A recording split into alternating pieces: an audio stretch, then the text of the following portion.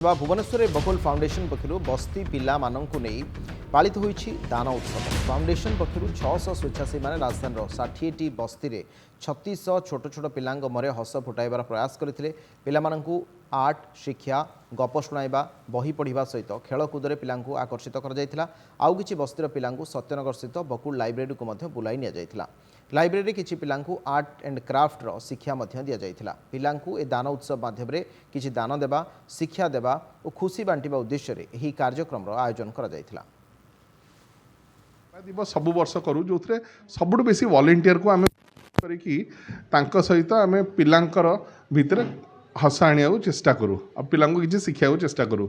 तो आज 600 उपर वॉलंटियर्स 60टी हाराहारी 60 टू अधिका बस्ती पिला सहित 3-4 हजार पिला सहित कार्यक्रम सब कर शिखई गप शुणई। तो यही जो कार्यक्रम आज होती गुड़ाए नुआ लोकंर प्रथम वॉलंटियरिंग एक्सपीरियंस गोटे हुए जहाँपर गोटे से समाज पाई किसी कर गोटे आग्रह आसे से जो खुशी आसे भितर सेटा गोटे आमर मेन उद्देश्य।